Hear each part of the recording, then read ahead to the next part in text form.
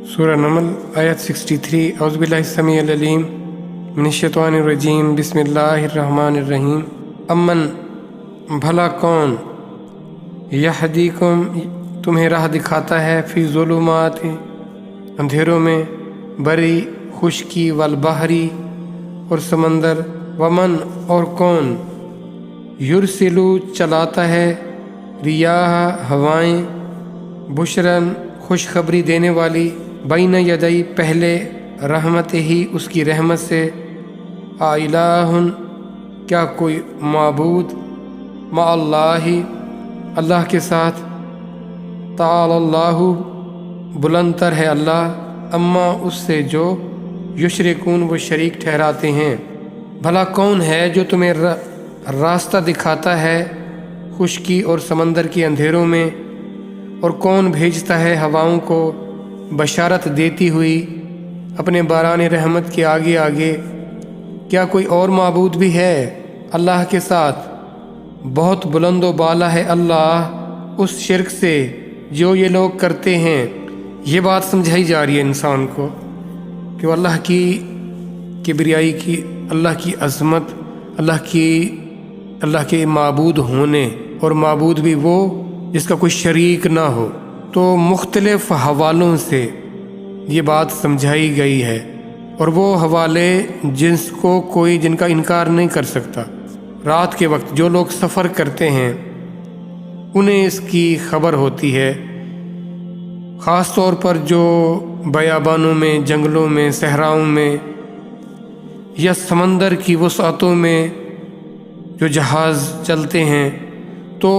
وہاں کوئی ایسی تو چیز نہیں ہوتی جس سے وہ تعین کر سکیں ہم اپنے شہروں میں یا مانوس علاقوں میں جب چلتے ہیں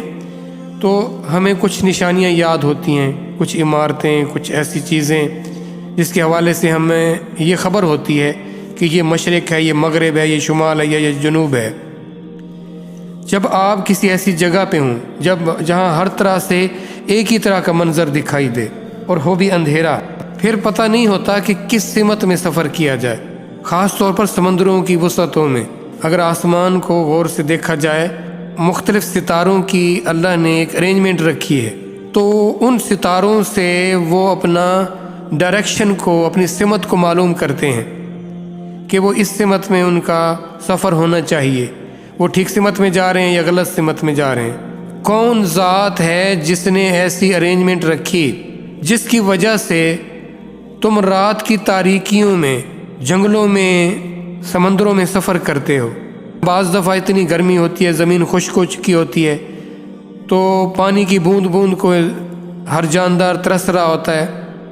سوائے بارش کے اور کوئی ان کا ذریعہ نہیں ہوتا ان بارشوں کو کون برساتا ہے جو برستی ہیں جو بادل ان بارشوں کا سبب بنتے ہیں برسانے کا ان کو ہوائیں اٹھا کر لے آتی ہیں اور جب ہوائیں چلتی ہیں تو ٹھنڈی ہواؤں کے جھونکے پہلے آتے ہیں بارشوں سے بعض دفعہ انسان محسوس کرتا ہے جس سے اس کو خبر ہو جاتی ہے کہ اب بارش آیا چاہتی ہے تو یہ سارے کام کرنے والا کون ہے تم جس کو بھی اللہ کے ساتھ شریک بنانے کی کوشش کرو گے اللہ اس سے کہیں بلند تر اور بہتر اللہ کی ذات انسان اپنی کم علمی اور جہالت کی نظر ہو جاتا ہے وہ یہ سمجھتا ہے کہ میرا علم میرے لیے کافی ہے حالانکہ علم کی کوئی انتہا نہیں ہے اللہ کی ذات کے بارے میں کوئی بھی ہمیں علم نہیں دے سکتا سوائے اللہ کی ذات کے تو اللہ کی ذات نے وہ علم اپنے رسولوں کو دیا اپنی کتابوں میں رکھا تاکہ انسان اس سے ہدایت حاصل کرے اپنے رب کی معرفت اور پہچان حاصل کرے تو کیا ہم نے اپنے رب کے کلام کو اس کی معرفت کے لیے یا اس کی پہچان کے لیے ہم اس سے استفادہ حاصل کر رہے ہیں کہ جو مقصد تھا جس کلام کا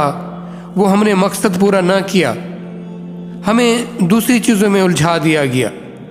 ہمارا مطمع نظر کچھ اور بنا دیا گیا تو آپ نے اپنے آپ کو بھی بھٹکنے سے بچانا ہے اور اپنے ارد گرد میں رہنے والوں کو بھی